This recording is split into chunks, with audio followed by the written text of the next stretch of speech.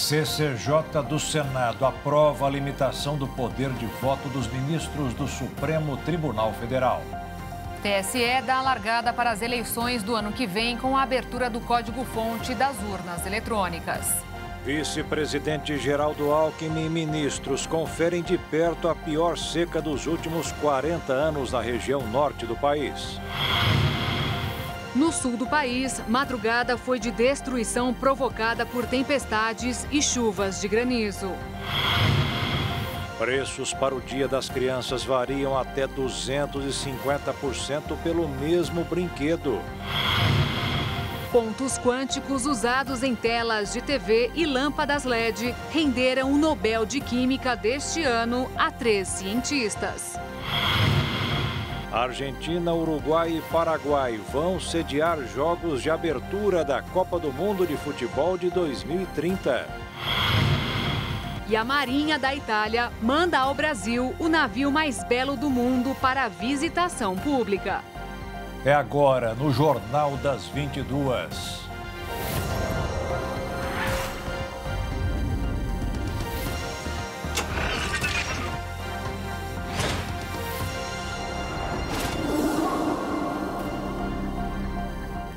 Olá, boa noite. Boa noite. 8 estados do Norte e do Nordeste enfrentam a pior seca dos últimos 40 anos. Hoje, o vice-presidente Geraldo Alckmin foi até o Amazonas acompanhado por ministros para conferir de perto a situação dos moradores da região. A falta de chuva no estado do Amazonas já colocou em emergência 58 municípios. A estimativa do governo federal é que 500 mil pessoas tenham sido afetadas, como Jefferson, que é guia de turismo em Tefé. A situação da estiagem do rio tem gerado diversos impactos para o meio social, econômico e ambiental no estado do Amazonas. Diversas comunidades no entorno encontram-se totalmente prejudicadas e passando por dificuldades na aquisição de alimentos, água potável e até mesmo no acesso de produtos da cidade. A fauna também está sendo gravemente prejudicada. O Instituto Mamirauá monitora a situação dos rios e tem registrado aumento no número de animais mortos. Nos últimos dias, mais de 120 botos foram encontrados mortos. Uma das causas é a elevação da temperatura da água dos rios. A seca também favorece a propagação de queimadas. Essa semana, a capital, Manaus, ficou encoberta. Para verificar a situação da população do estado e acompanhar as ações assistenciais, uma comitiva de ministros do governo federal visitou hoje comunidades afetadas pela estiagem no Amazonas. A falta de chuvas no Amazonas e região prejudica também o transporte e o abastecimento de produtos básicos, já que muitos itens são enviados para as comunidades através dos rios. Por isso, o governo federal anunciou a destinação de 138 milhões de reais para dragar 20 quilômetros de rios no Amazonas e em Rondônia. Outra preocupação é com o abastecimento de energia elétrica. A situação é tão crítica que, pela primeira vez, a usina hidrelétrica de Santo Antônio, localizada em Porto Velho, capital de Rondônia, foi desligada por conta da baixa vazão do Rio Madeira. A hidrelétrica de Santo Antônio é a 4ª maior do país. Ainda assim, o governo descarta a possibilidade de apagão, pois há estoque de combustível para geração de energia com óleo diesel e a previsão de leilões para a contratação de linhas de transmissão para garantir a segurança energética em todo o país. Queria destacar que a energia está garantida na região. Foi feito um trabalho com antecedência de reserva de combustível do óleo diesel, mesmo com a paralisação da usina de Santo Antônio, está garantida a energia e nesta noite terá uma reunião que participará o operador nacional do sistema para avaliar a necessidade de contratação de térmica aqui para a região. E nós teremos um investimento de 56 bilhões de reais só em transmissão. E a maior parte será na região norte e nordeste do Brasil. Os governos federal e estadual anteciparam o pagamento de benefícios sociais e distribuíram cestas básicas aos moradores das comunidades afetadas. Também será antecipado o pagamento do seguro-defeso para os pescadores da região. A ministra do Meio Ambiente, Marina Silva, pontuou que a estiagem está sendo provocada pelas mudanças climáticas associadas ao fenômeno El Niño. Nós estamos vivendo dois fenômenos. O cruzamento do El Niño, que é um fenômeno natural, com a mudança do clima de forma descontrolada com o aquecimento do Atlântico Norte. O cruzamento desses dois fenômenos faz com que começássemos o ano com enchentes aqui no Amazonas e no Acre, secas terríveis no Rio Grande do Sul. Nós estamos terminando o ano com seca terrível no Amazonas, no Acre e Rondônia e enchentes terríveis no Rio Grande do Sul. Esse fenômeno ele vem sendo antecipado desde a década de 80, quando o relatório do Nosso Futuro Comum disse que isso iria acontecer. Os estados da região sul do Brasil entraram em alerta para a possibilidade de fortes chuvas nos próximos dias. Nessa madrugada, teve alagamento e até granizo em algumas cidades do Paraná, Santa Catarina e Rio Grande do Sul. Dias após o ciclone que devastou algumas cidades, o Rio Grande do Sul continua sofrendo com as chuvas. Nessa madrugada, uma forte tempestade de granizo caiu na cidade de Barros Cassal. Mais de 200 famílias foram atingidas. As aulas no município foram suspensas e uma equipe da Defesa Civil monitora a situação do local.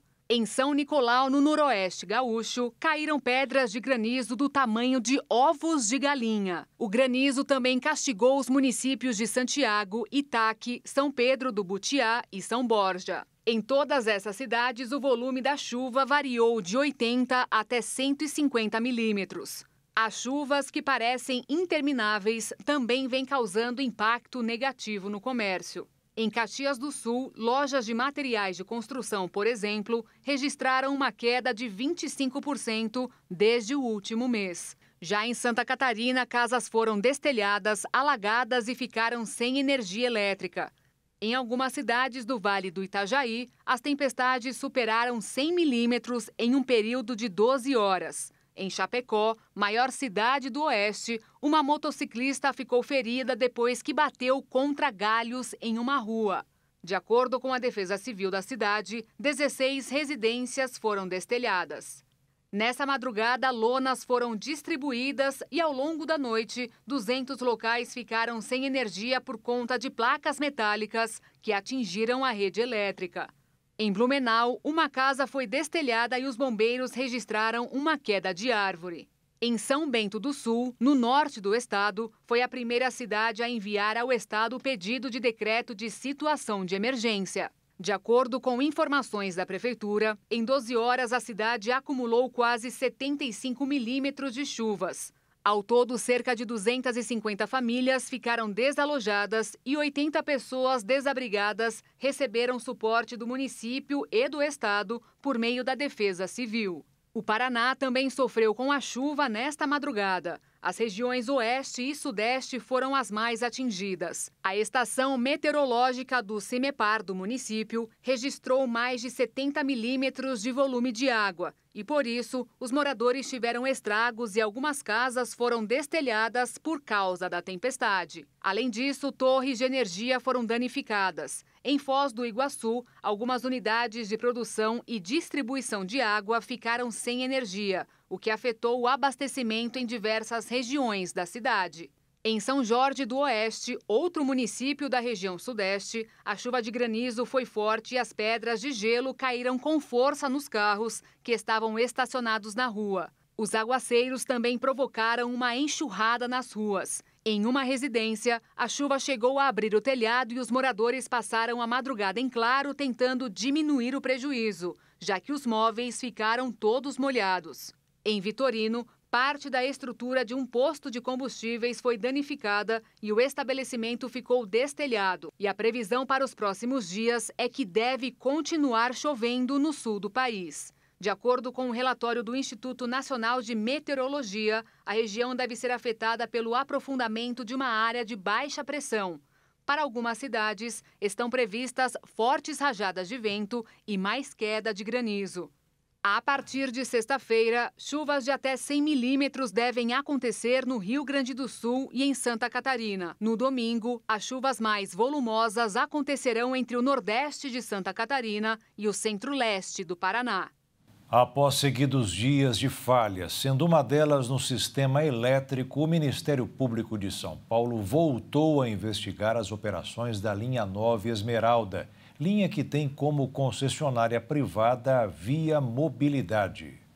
O procedimento de investigação do Ministério Público foi aberto na última terça-feira, após 2 dias consecutivos de falhas e transtornos na vida dos usuários. O estopim para o retorno das investigações foi a falha no sistema elétrico ocorrido ontem, durante a greve dos metroviários, quando os passageiros da linha tiveram que abandonar o trem por volta das 2 horas da tarde. Além do Ministério Público, o governo de São Paulo disse que vai instaurar um processo administrativo para apurar falha no sistema de energia. Conforme a concessionária, a falha precisa ser investigada por suspeita de vandalismo. Isso porque os funcionários dizem que notaram cabos soltos e pedras em lugares onde não deveriam estar. A linha já tinha sido alvo de investigação do Ministério Público. O processo resultou em um acordo que prevê pagamento de 150 milhões de reais em indenização aos cofres públicos. E é exatamente essa uma das justificativas dos servidores do metrô e da CPTM para que outras linhas não sejam privatizadas. As falhas constantes, principalmente na linha 8 Diamante e na 9 Esmeralda, atrapalham e causam transtornos na vida dos passageiros paulistanos. A Polícia Civil de Minas Gerais concluiu hoje que a queda do avião que matou a cantora Marília Mendonça e outras 4 pessoas aconteceu por uma falha dos pilotos que conduziam a aeronave.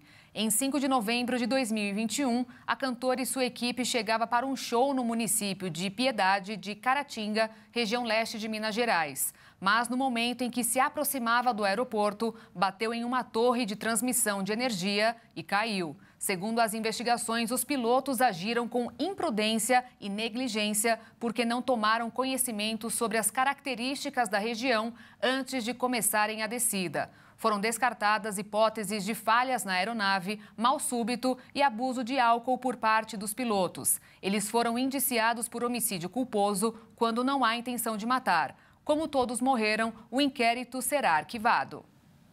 E a seguir, TSE dá largada para as eleições do ano que vem, com a abertura do código-fonte das urnas eletrônicas. E veja também, os preços para o Dia das Crianças passam de 250% pelo mesmo brinquedo.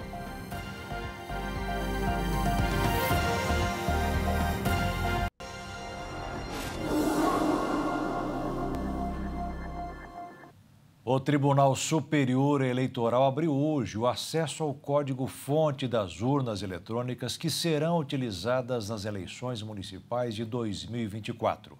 Essa é a primeira ação do ciclo de transparência democrática do Tribunal Eleitoral.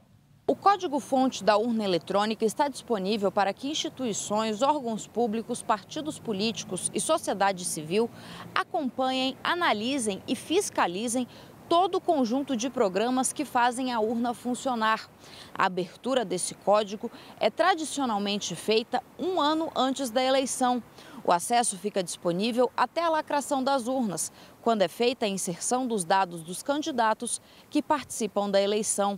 Neste período, o sistema de funcionamento da urna eletrônica é submetido à análise de 14 entidades, inclusive acadêmicos, que vão tentar identificar vulnerabilidades no sistema. A abertura do código-fonte faz parte do ciclo de transparência da Justiça Eleitoral e foi realizada em cerimônia no Tribunal Superior Eleitoral na manhã desta quarta-feira. Nós temos, a partir desse início do ciclo de transparência democrática, a reafirmação de que o Tribunal Superior Eleitoral está sempre aberto a todos aqueles que queiram auxiliar, todos aqueles que queiram fiscalizar, todos aqueles que queiram melhorar a forma como nós exercemos a nossa democracia. Com absoluta certeza que em 2024 teremos mais um ciclo democrático, mais uma eleição com total tranquilidade, total transparência, para que nós possamos solidificar cada vez mais a nossa democracia. A certeza que o Brasil tem o sistema mais eficiente, mais invulnerável e mais transparente de votação de todo o mundo.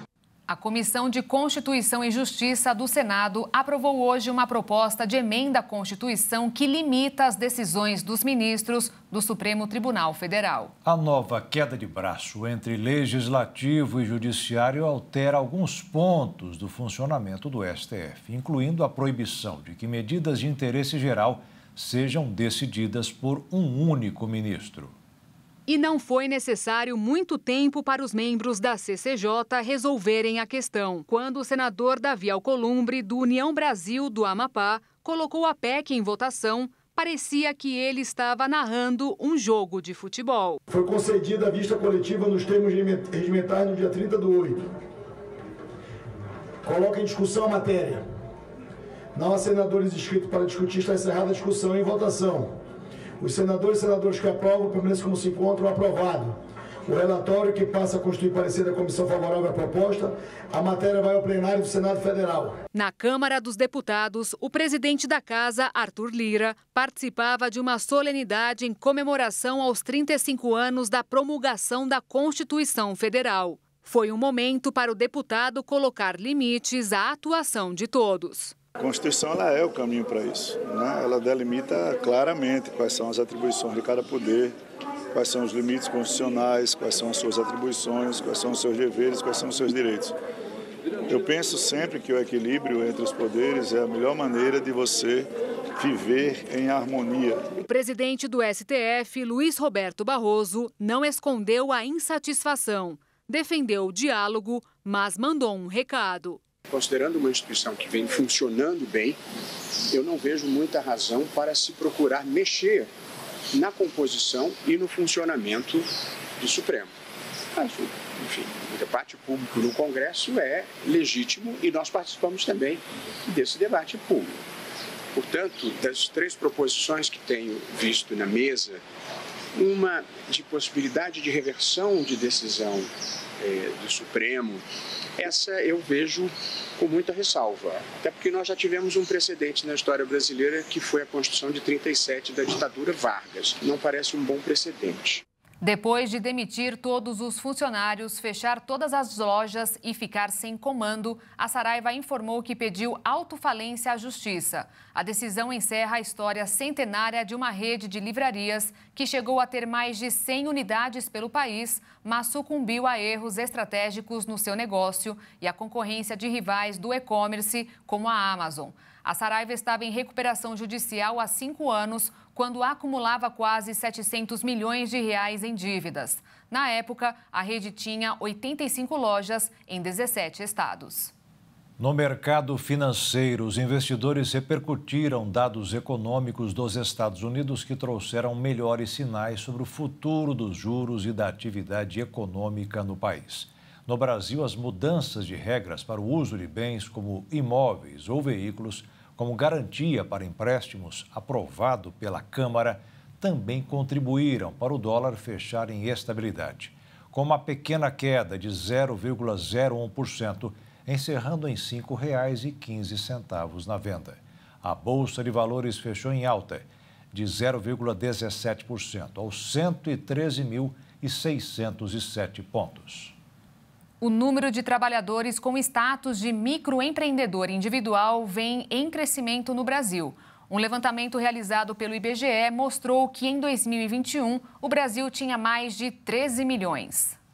Os dados são do levantamento Estatísticas do Cadastro de Microempreendedores Individuais 2021, divulgados pelo IBGE, que tiveram como base registros administrativos e é considerado experimental pelo Instituto, o que significa que ainda está em fase de testes e sob avaliação. O estudo mostrou que, de 2019 para 2021, houve crescimento do número de MEIs, em termos absolutos de 3.600.000 registros. Também cresceram em participação no total de empresas e outras organizações e no pessoal ocupado total. As atividades nas quais os MEIs tiveram maior participação no total de ocupados formais foram outros serviços, com 60,5%, e alojamento e alimentação, com 43,1%. E isso faz com que o Brasil seja o país do MEI.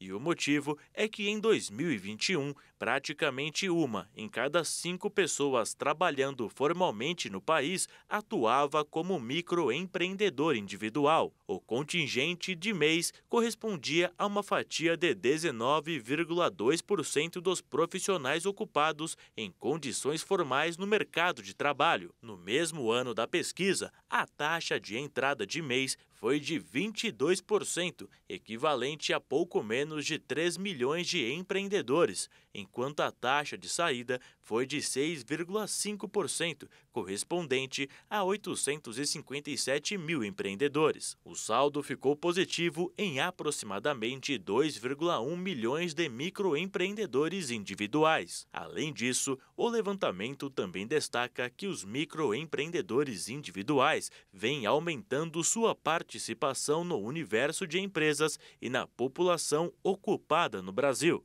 Dia das Crianças chegando e quem ainda não fez compras precisa ter atenção.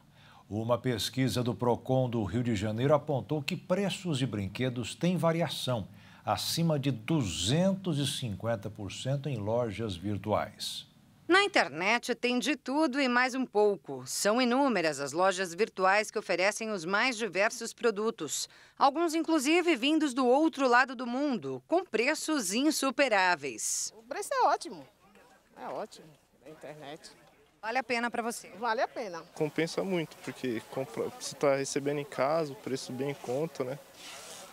Ajuda bastante. Mas não é todo o comércio virtual que oferece as melhores ofertas. Os preços podem variar bastante, especialmente em tempos de mercado aquecido, como agora, com o Dia das Crianças.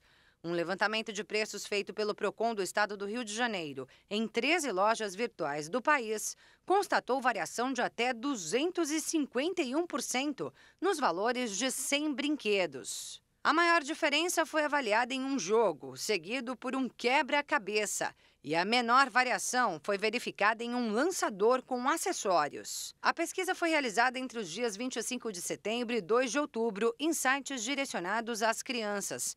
Alguns deles são fiscalizados pelo Procon e foram notificados por apresentar irregularidades na informação do preço e induzir o consumidor ao erro. Na dúvida, muita gente prefere comprar em lojas físicas. E dependendo do lugar, o tempo gasto no deslocamento compensa.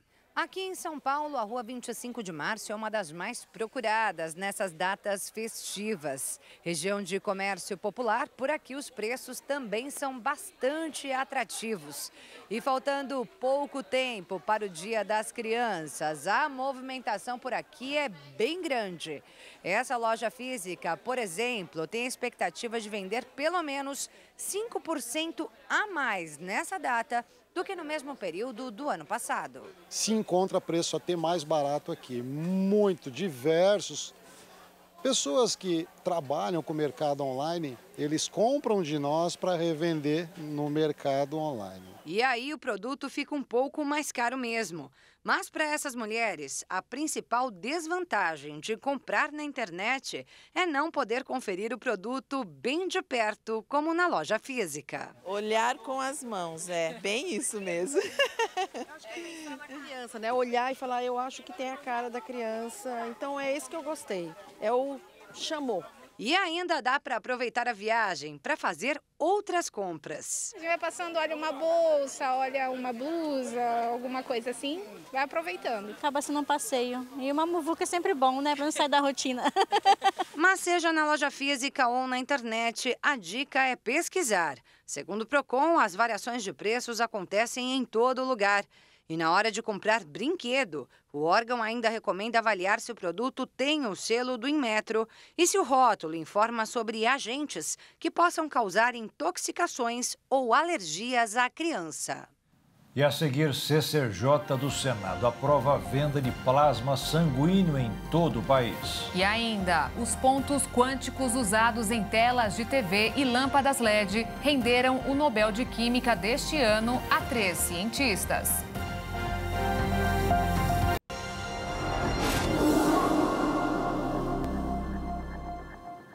A Comissão de Constituição e Justiça do Senado aprovou nesta tarde a proposta de emenda à Constituição que permite a comercialização de plasma humano para a produção de medicamentos. O texto agora segue ao plenário.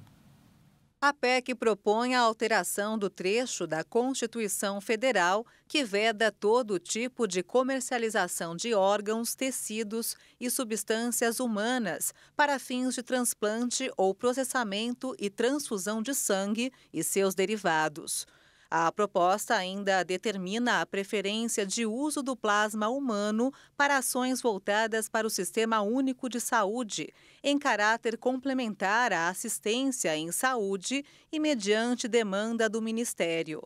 A relatora do projeto, senadora Daniela Ribeiro, disse que a ideia é atender uma demanda do setor de biotecnologia e diminuir a dependência da importação de medicamentos que atendem pacientes hemofílicos e com outras doenças relacionadas à coagulação sanguínea.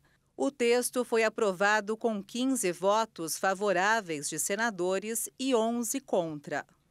A Polícia Federal realizou nesta quarta-feira uma operação para combater fraudes no recebimento do seguro-desemprego. As investigações confirmaram pelo menos 12 mil pedidos fraudados do benefício, que causaram um prejuízo de mais de 11 milhões de reais aos cofres públicos.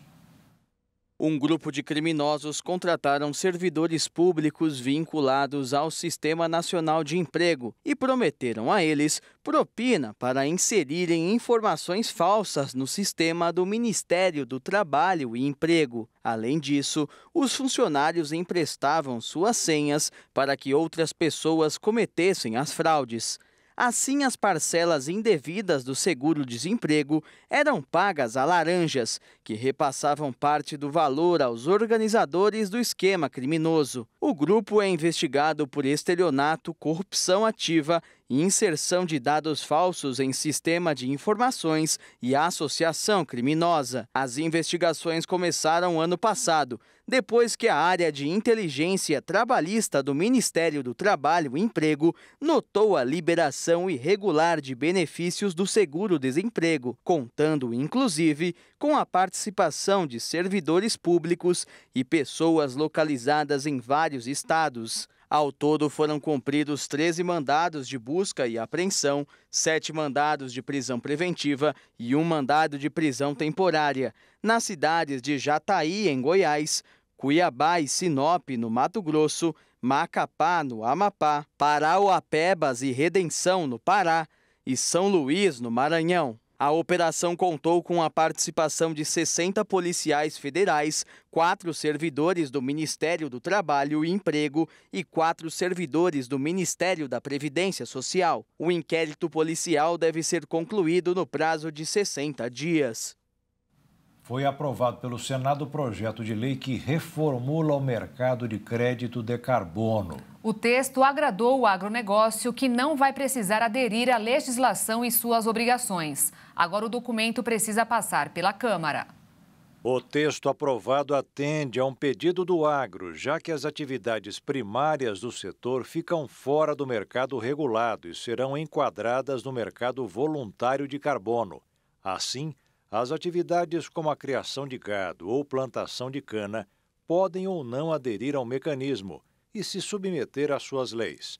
Como a proposta foi aprovada por unanimidade, ela não precisa passar pelo plenário do Senado, a não ser que nos próximos dias algum parlamentar consiga aprovar um requerimento para que isso aconteça. O projeto aprovado consiste na criação do Sistema Brasileiro de Comércio de Emissões, que será responsável por controlar o setor, e define que será desenvolvido o Plano Nacional de Alocação. Todas as empresas emissoras de 10 mil toneladas de gás carbônico ou mais estão sujeitos à nova lei, já que as que produzem acima de 25 mil devem ter um maior monitoramento de suas atividades.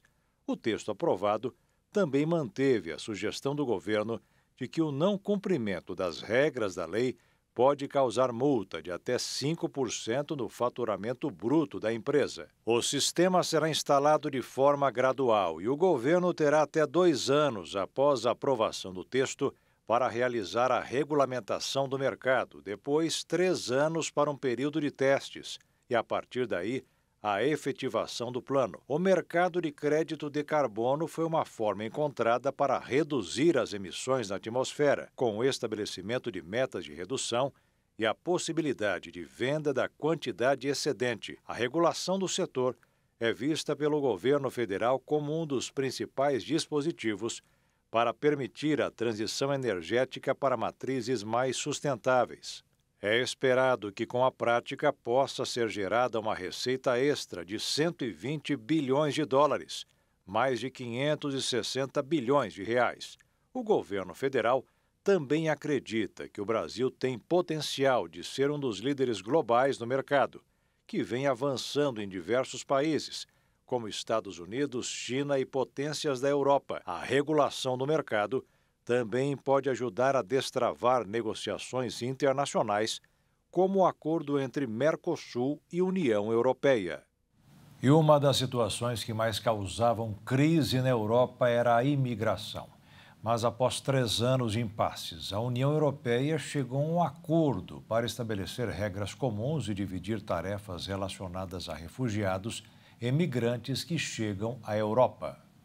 O acordo entre os países do bloco ocorreu após 3 anos de paralisação nos diálogos e vários impasses sobre a crise humanitária. A crise migratória foi desencadeada pelo aumento de pessoas que desembarcaram no continente europeu em situação irregular. Mas, sem o acordo, cada país tinha sua forma de lidar com a situação, muitas vezes contraditória com as orientações de direitos humanos do próprio bloco. O chamado Pacto da Migração e do Asilo foi firmado pelos 27 embaixadores da União Europeia durante uma reunião em Bruxelas. O tratado prevê o aumento do prazo de detenção de migrantes em situação irregular e que os países menos impactados contribuíam com a crise, seja recebendo pessoas ou arcando com os custos. O principal objetivo da proposta é criar um sistema em que seja possível distribuir entre os diversos países do bloco os migrantes que chegam ao continente, em especial via mar Mediterrâneo, para pedir asilo, sem sobrecarregar uma ou outra nação.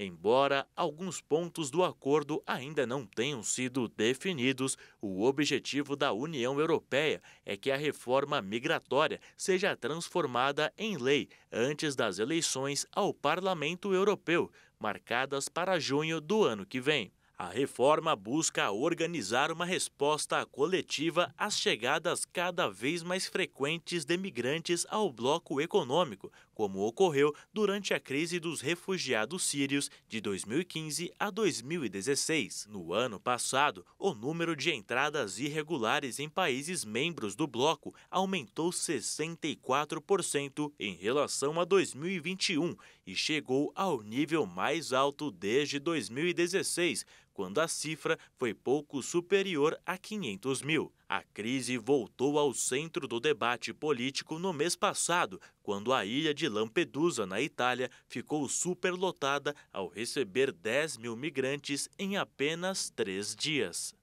O Centro Universitário da Grande Dourados, em Mato Grosso do Sul, está realizando a Feira das Profissões. Uma oportunidade única para alunos do ensino médio tirarem dúvidas sobre qual carreira deseja seguir e sobre o curso que pretende fazer.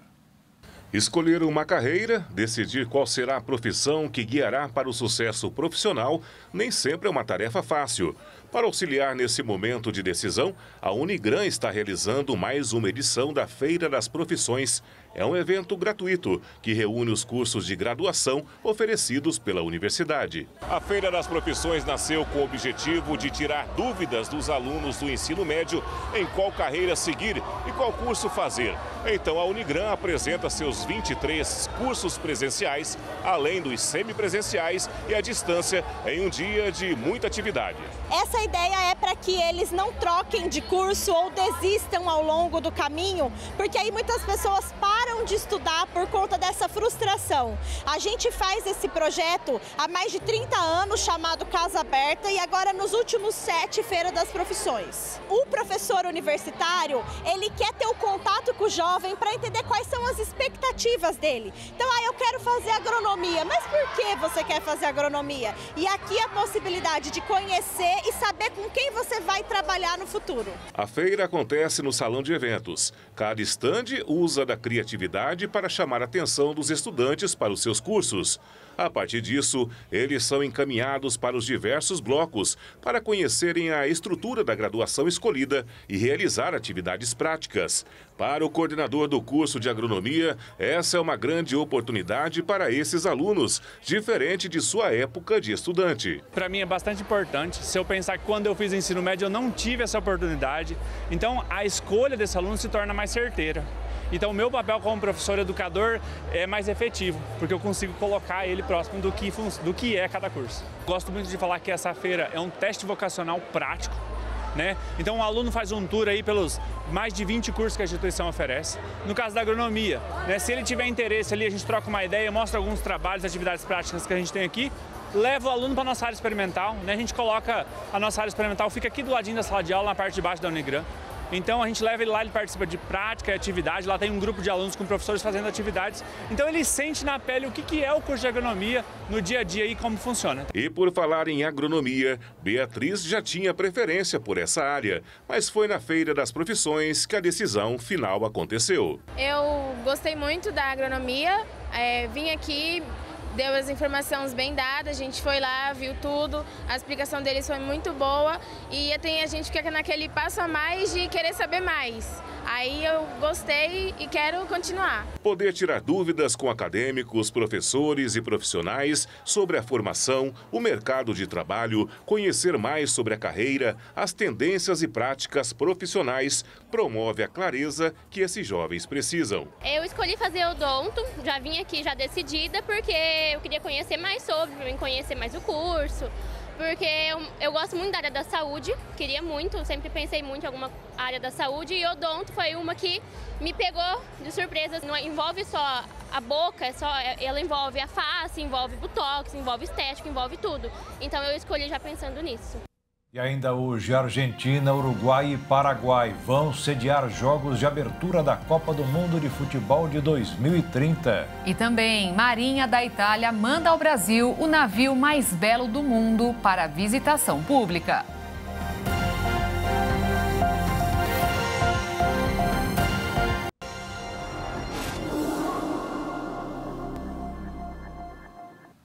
Um francês, um norte-americano e um russo ganharam o Prêmio Nobel de Química. O trio foi responsável pela descoberta dos pontos quânticos que são utilizados nas telas de LED. Os cientistas Monge Bawende, Louis Brons e Alexei Ekimov ganharam nesta quarta-feira o Prêmio Nobel de Química de 2023. O trio foi responsável pelo trabalho da descoberta e síntese de pontos quânticos. Nanopartículas e pontos quânticos são usados em luzes LED e telas de TV e também podem servir para orientar cirurgiões durante a remoção de tecido cancerígeno. O prêmio, com mais de um século, é concedido pela Real Academia Sueca de Ciências e vale 11 milhões de coroas suecas, cerca de 5 milhões de reais. Os pesquisadores utilizaram principalmente pontos quânticos para criar luz colorida. A organização do prêmio destacou a importância do trabalho na rede social X. A publicação ressaltou que, no futuro, os pontos quânticos poderão contribuir para a eletrônica flexível, sensores minúsculos, células solares mais finas e até para a comunicação quântica criptografada. A tecnologia ganhou um maior espaço no Rio de Janeiro. Para quem quer conhecer novidades, está de volta a Rio Innovation Week. As multidões se reúnem para entrar no mundo da inovação. A terceira edição do Rio Innovation Week 2023 é um dos maiores eventos de tecnologia da América Latina que chegou ao Rio. São mais de 1.500 palestras na programação e o evento tem como compromisso o incentivo à tecnologia e inovação como impulsionadores de novos negócios. As novidades não param por aí. Serão 30 conferências simultâneas com a participação de mais de 350 empresas, instituições de pesquisa e experiência. Entre os palestrantes, um dos mais aguardados desta terceira edição é o fundador e o primeiro CEO da Netflix, Mark Randolph. Os organizadores esperam que mais de 130 mil pessoas passem pelo espaço de quase 60 mil metros quadrados de pura tecnologia. O evento é marcado pela forte presença das ferramentas de realidade virtual e aumentada. Grande parte das 300 empresas presentes apresentam produtos com essas tecnologias. Entre as aplicações que encantaram o público estão as ferramentas que permitem, por exemplo, um voo de asa delta, a prática do surf e a participação coletiva em jogos de diferentes realidades, sem sair do lugar. O usuário só precisa decidir qual aventura vai aproveitar. Através dos equipamentos, os participantes podem enxergar o mundo real e interagir com o ambiente, criando níveis e aventuras únicas. Você pode jogar sozinho ou com os amigos. A Copa do Mundo de Futebol Masculino terá um formato inédito em 2030. A FIFA, entidade reguladora do esporte, anunciou hoje que o Mundial será disputado pela primeira vez em 6 países de 3 continentes diferentes. As sedes principais serão Espanha, Portugal e Marrocos, mas o jogo de abertura vai acontecer em Montevidéu, no Uruguai. A ação é uma homenagem à primeira edição do Mundial, disputado em 1930 e vencido pelos donos da casa. A Argentina e o Paraguai também receberão jogos dessa primeira rodada. Cada um dos 3 países sul-americanos sediarão pelo menos um jogo envolvendo suas respectivas seleções. Mas no apito final, terão que atravessar o Oceano Atlântico para dar sequência ao campeonato em gramados europeus e africanos. Vale lembrar que ainda não há países classificados para essa edição do Mundial, mas todos os 6 terão vagas garantidas por sediarem a Copa do Mundo. Já no futebol feminino, o Brasil poderá ser o país sede da próxima Copa do Mundo em 2027. Isso porque o governo federal oficializou um grupo de trabalho que ficará responsável por coordenar as ações de candidatura do país. Eles vão garantir o cumprimento de uma série de exigências previstas pela FIFA, para que o Brasil fique apto para receber o torneio. A medida foi publicada hoje no Diário Oficial da União. E o Brasil ganhou medalha de prata inédita hoje na competição por equipes femininas no Campeonato Mundial de Ginástica Artística na Bélgica e se classificou para os Jogos Olímpicos de Paris. O Brasil ficou atrás dos Estados Unidos, de Simone Biles. Já a França fechou o pódio e ficou com a medalha de bronze. Essa é a primeira vez na história que a seleção brasileira termina entre as 3 primeiras em uma competição de primeiro nível internacional na disputa entre equipes. Rebeca Andrade e Flávia Saraiva foram as grandes estrelas do time brasileiro e participaram de todos os aparelhos. O Brasil terminou o final com pouco mais de 165 mil pontos. No mês de conscientização sobre o câncer de mama, o Lions Clube de Dourados, no Mato Grosso do Sul, criou o projeto Amigas do Coração, com o objetivo de confeccionar almofadas ergonômicas de conforto para mulheres que precisaram retirar uma das mamas devido ao tumor. O câncer é uma doença complexa que pode causar muitas alterações físicas, sociais e emocionais. O tratamento é agressivo, pode trazer como consequência vários desconfortos para o paciente. Acolher, abraçar, estimular. Ressaltar a importância de que estimular o lado emocional pode dar resultados surpreendentes. E nos gestos que parecem mais simples, podem morar uma transformação. O projeto Amigas do Coração do Lions Clube Dourados confecciona almofadas de conforto para mulheres mastectomizadas. A ideia surgiu após uma visita que nós do Lions Clube fizemos à CCGD de Dourados. Chegando lá, a Cida Palmeira comentou que recebia essas almofadas do Rio Grande do Sul e que tinham muita dificuldade de adquirir aqui e atender a todos que procuravam. Aí eu trouxe a ideia para as minhas domadoras e companheiras do meu clube e elas abraçaram a causa. O projeto existe há 5 anos e é realizado pela equipe do Lions com a ajuda de voluntários que doam fibra, tecido, linhas, entre outros materiais. Tudo é feito com muito cuidado e com certas especificações para que a almofada, em formato de coração, possa trazer conforto e cuidado. Essas almofadas, elas foram criadas por uma enfermeira. Essa enfermeira, ela já determinou o tamanho certo que o coração deve ser, o tecido a ser utilizado é 100% algodão, a fibra que é utilizada é também antialérgica, né? E ela tem toda também uma quantidade de gramas certa para preencher. Então, nós não fizemos assim ao acaso. Foi feito um estudo para seguir as normas. Com esse trabalho, aproximadamente 500 mulheres já foram atendidas em várias clínicas e hospitais da cidade. As doações também são feitas através do sistema Formiguinha, onde uma pessoa conta a outra até chegar a quem precisa.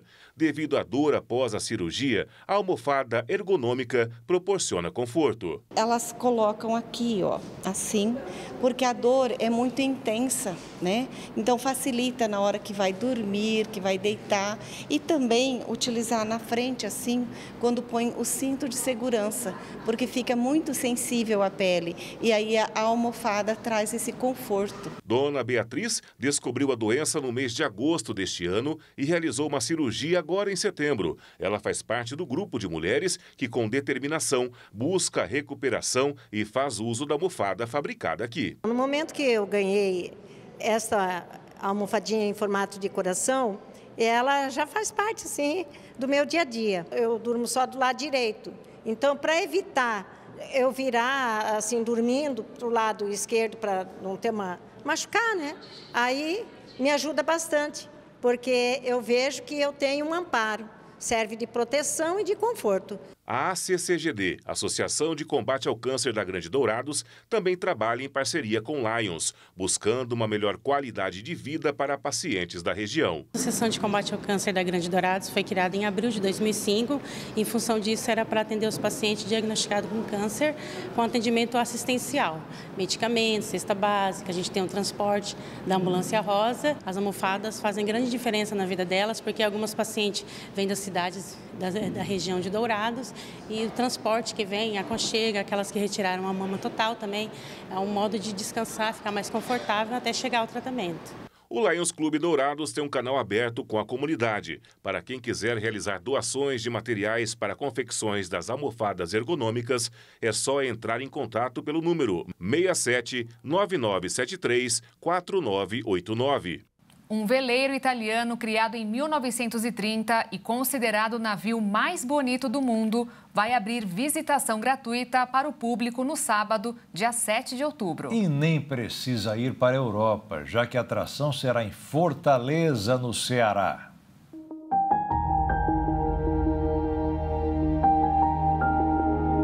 O navio mais bonito do mundo, chamado de Amerigo Vespucci, é a unidade mais antiga a serviço da Marinha Militar Italiana e atua como navio-escola desde 6 de junho de 1931. A embarcação tem uma tripulação composta por 264 militares, sendo 15 oficiais, 30 suboficiais, 34 sargentos e 185 cabos e marinheiros.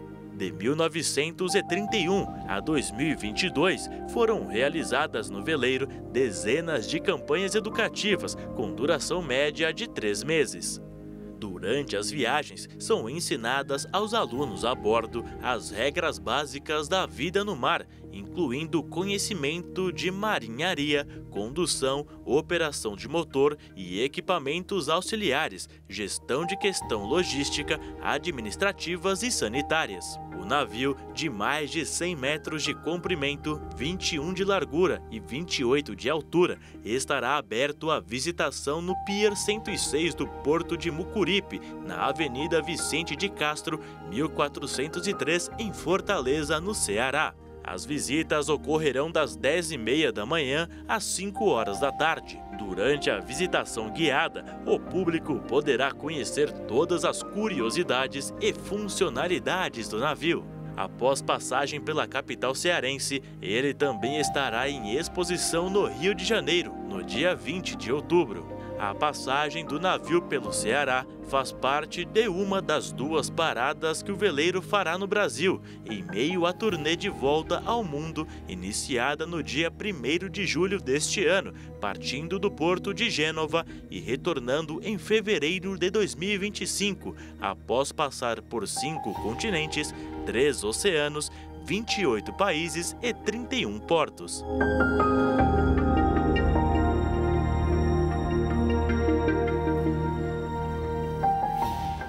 O Jornal das 22 termina aqui. Obrigada pela sua companhia nesta quarta-feira. Um ótimo fim de noite para você e até amanhã. Uma boa noite. Fique na paz. Tchau.